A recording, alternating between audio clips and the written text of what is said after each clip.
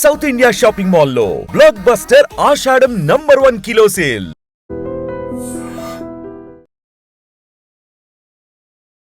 Hello guys, welcome back to ఐట్రీ media and mind and matter programme.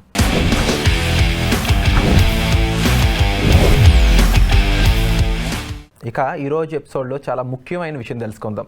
ఈరోజు జనరేషన్లో ఏం జరుగుతుంది, పెళ్ళైన వాళ్ళంతా కూడా ఇలాగ అక్రమ సంబంధం పెట్టుకొని భర్తను చంపడం అయి ఉండొచ్చు, లేకపోతే పెళ్ళైన అమ్మాయిని ఎవరికి అబ్బాయి మోసం చేయడం కానీ, లేకపోతే పెళ్లి చేసుకుంటానని మాట ఇవ్వడం, ఇలాగా మోసం చేయడంపై ఎలాంటి శిక్షలు ఉంటాయి, దీనికి సంబంధించి ఎలాంటి అవేర్నెస్ జనాలు తెలుసుకోవాలి అనే విషయం తెలుసుకుందాం. నమస్కారం సార్. జనరల్గా ఇప్పుడు ఈ భర్తను చంపడం, లేకపోతే భర్తలు భార్యలను చంపడం, అంటే భార్యని కుక్కర్లో పెట్టి ఉన్న భర్త ఉన్నాడు, అదే భర్తని హనుమూన్కి తీసుకెళ్ళి చంపేసిన భార్య ఉంది.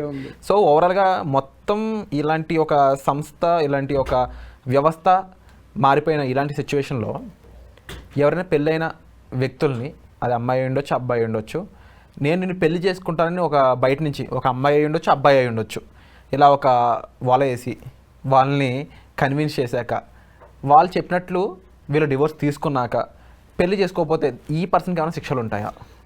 చాలా మంచి ప్రశ్న సార్. ఇది ఇంతకు ముందుకు ఏంటి అని అంటే, పెళ్లి చేసుకుంటా అని చెప్పేసి ఫాల్స్ ప్రామిస్ చేసి చేసుకోకపోతే దానికి పెద్దగా శిక్ష ఉండేది కాదు. కొత్తగా మారినటువంటి బిఎన్ఎస్ సెక్షన్ 69లో దీనివల్ల చాలా కఠినమైన శిక్షలు ఉన్నాయి. అయితే ఏంటి అని అంటే, పెళ్లి చేసుకుంటా అని చెప్పేసి పెళ్లి కాని అమ్మాయిని చెప్పి మోసం చేయడం అనేది ఒక పార్ట్ అయితే, పెళ్లి చేసుకున్న అమ్మాయి అంటే ఆల్రెడీ ఒక అరే ఆమె ఆంటీ కదా, పెళ్ళైంది కదా అని చెప్పేసి చాలా మంది అనుకుంటా ఉంటారు.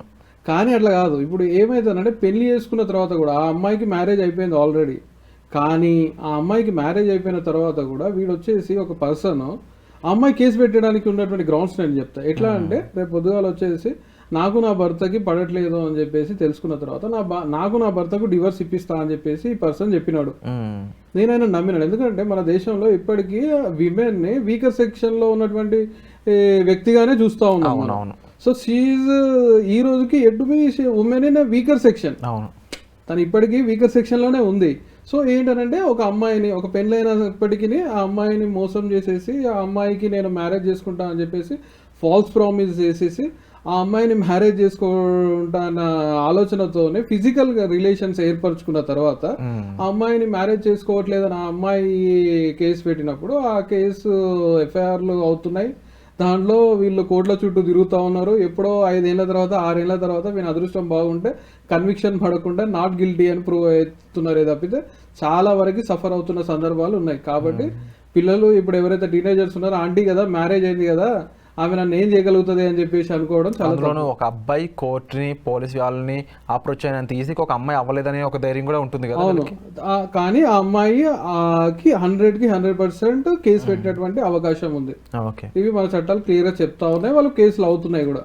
అంటే ఇలాంటి సిచ్యువేషన్స్లో, ఇలాంటి విషయాల్లో కోర్టు ఏ విషయాల్ని ప్రూఫ్ కింద చూస్తుంది, ఏ డాక్యుమెంట్స్ని ప్రూఫ్ కింద చూస్తుంది? నార్మల్గా ఇంతకుముందు చెప్పుకున్నట్టు వాళ్ళ మధ్యలో జరిగినటువంటి సంభాషణ కావచ్చు, లేకపోతే వాళ్ళు మాట్లాడుకోవడం, పిక్స్, ఫోటోలు, video calls, photo calls, chattings, ఇవన్నీ కన్సిడరేషన్స్లో తీసుకొని కూడా శిక్షలు పడే అవకాశం ఉంటుంది. అంటే ముఖ్యంగా దీన్ని రాంగ్గా యూజ్ చేసుకునే అమ్మాయిలు కూడా లేరు అంటారా? ప్రతి దగ్గర రాంగ్ అండ్ రైట్ ఉంటుంది. ఇట్లా రాంగ్గా యూజ్ చేసుకునే వాళ్ళు, బ్లాక్మెయిల్ చేసే వాళ్ళు కూడా ఉన్నారు. దీన్ని అవకాశంగా తీసుకొని బ్లాక్మెయిల్ చేసి అబ్బాయి దగ్గర డబ్బులు తీసుకునే వాళ్ళు ఉన్నారు, నిజంగా మోసపోయే వాళ్ళు ఉన్నారు. ఎందుకంటే ఏ విషయమైనా సరే పూర్తిగా విచారణ చేస్తే కానీ అందరూ ఎవరు దోషులు, ఎవరు నిర్దోషులు తెలియదు. ఇప్పుడున్న టైంలో భార్యనే నిందించడానికి లేదు, భర్తనే నిందించడానికి లేదు. అంటే ఇప్పుడు భర్తలో చంపేసిన భార్యలు ఎలా ఉన్నారు, భార్యను చంపేసిన భర్తలో ఉన్నారు, అండ్ బయట నుంచి వచ్చి యాడ్ అవుతున్న పర్సన్స్ మీద కేసులు పడుతున్నాయి, అన్నీ ఉన్నాయి. కానీ ఎండ్ ఆఫ్ ది డే శిక్షలు ఎంతమందికి పడుతున్నాయి?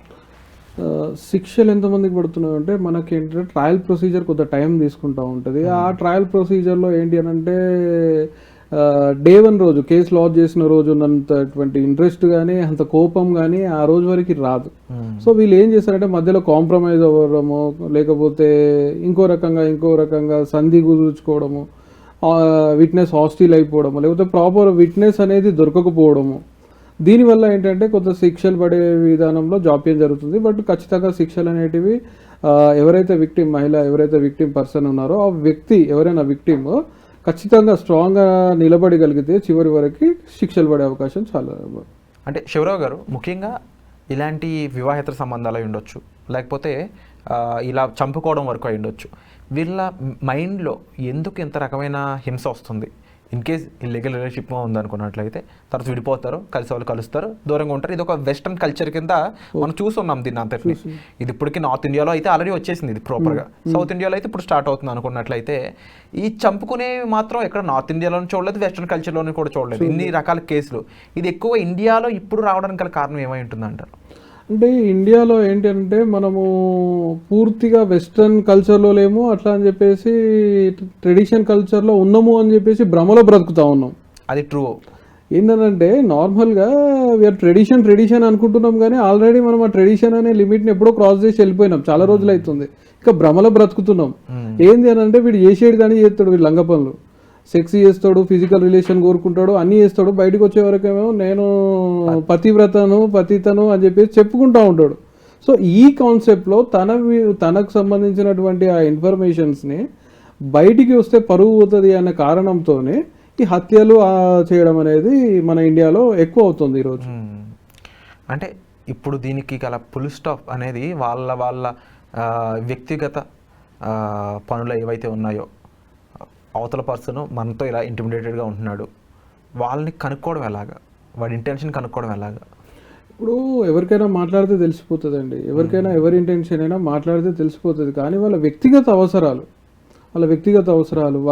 అవసరాల కొరకు, లేకపోతే ఆ సందర్భంలో ఆ నిమిషంలో వాళ్ళటువంటి శారీరక అవసరాలు కావచ్చు, లేకపోతే వాళ్ళ మానసిక పరిస్థితి కావచ్చు, వాళ్ళు కొన్ని సందర్భాలలో కొంత వాళ్ళ లిమిట్స్ని క్రాస్ చేసి ఫిజికల్ రిలేషన్స్ వైపు పోవడము, దాని తర్వాత ఫిజికల్ రిలేషన్స్ పెట్టుకోవడం జరుగుతుంది. దాని తర్వాత ఇప్పుడు నార్మల్గా మీకు ఒక ఎగ్జాంపుల్ చెప్తాను. నా దగ్గరే ఉంది ఒక కేసు. ఒక అమ్మాయి వచ్చేసి ఒక సమ్ XYZ ప్లేస్ నుంచి వచ్చింది మన తెలంగాణలో, అబ్బాయి వచ్చేసి ఆంధ్ర నుంచి వచ్చిండు. ఇద్దరు కలిసి అమీర్పేట్లో ఇన్స్టిట్యూట్లో కోచింగ్ తీసుకున్నారు. కోచింగ్ తీసుకున్న తర్వాత ఏమైపోతుంది అని అంటే వాళ్ళ మధ్యలో ఒక ఫ్రెండ్షిప్ రిలేషన్షిప్ బాండ్ అయిపోతుంది. దాని తర్వాత వాళ్ళు ఏం చేశారంటే అబ్బాయి అమ్మాయి వీడియో కాల్స్ చేసుకోవడము, ఈ తంత అనేది నడుస్తుంది. దాని తర్వాత ఈ అమ్మాయి వచ్చేసి ఒక కులానికి సంబంధించిన అమ్మాయి అయి ఉండి, ఇంకో అబ్బాయి వచ్చేసి ఇంకో కులానికి సంబంధించడం వల్ల వాళ్ళిద్దరి మధ్యలో మ్యారేజ్ అనేది పాసిబుల్ కాదని చెప్పేసి అమ్మాయి అబ్బాయికి చెప్తుంది. అక్కడ వాడు ఏంటంటే ఒక సైకోగా మారిపోతాడు. ఇది ఎప్పుడూ కాదు, నా దగ్గర పర్సనల్గా వాడు సైకోగా మారిపోయి ఆ అమ్మాయిని వేధించడము, అమ్మాయి వాళ్ళ ఇంట్లో వాళ్ళ ఫోన్ నెంబర్ తీసుకొని వాళ్ళతో మాట్లాడే ప్రయత్నం చేయడం. ఇప్పుడు అమ్మాయికి వాళ్ళు పర్సనల్గా ఉన్నప్పుడు ఆ పర్సనల్ మూమెంట్స్ని, ఆ పిక్స్ని షేర్ చేయడం, ఈ రకంగా జరిగిపోతూ ఉన్నది. ఇది ఏంటి అంటే మొదటే అమ్మాయి తెలుసుకోవాలి, ఈ అమ్మాయి కాస్ట్ ఏందో తెలుసు, అబ్బాయిని అడిగితే వాడు చెప్తాడు వాళ్ళ కాస్ట్ ఏందో. అదేదో ముందే తెలుసుకొని నీకు సెట్ కాదనుకుంటే సరిపోతుంది. పికప్లకు డ్రాప్లకు మంచికి చెడుకు నువ్వు వాడుకొని ఫర్దర్గా నువ్వు వచ్చేసి ఇప్పుడు ఇట్లా అంటే ఇప్పుడు నిన్ను తప్పు పట్టాలా, వాడిని తప్పు పట్టాలా, వాడి ఫ్యామిలీ వాడి జీవితం అంతా నాశనం. సో డెఫినెట్లీ ఇలాంటి విషయాలు ఎంతోమందికి ఐ ఓపెనింగ్ అవ్వాలి. అండ్ మన మెదడు, మన ఆలోచన ఏ వైపు వెళ్తున్నాయో కూడా మనం ఒకసారి మనం క్వశ్చన్ చేసుకోవాలి. అండ్ ఇలాంటి అవేర్నెస్ ఇన్ఫర్మేషన్ మాకు ప్రొవైడ్ చేసినందుకు థ్యాంక్ యూ సో మచ్. నిజంగా ప్రస్తుతం ఉన్నటువంటి సమాజం దేనికి ప్రయారిటీ ఇస్తుంది? ఆర్థిక సంబంధాల చుట్టూ మాత్రమే తిరుగుతుంది. మళ్ళీ ఎన్నికలంగానే చాలా విరక్తి కలుగుతాం.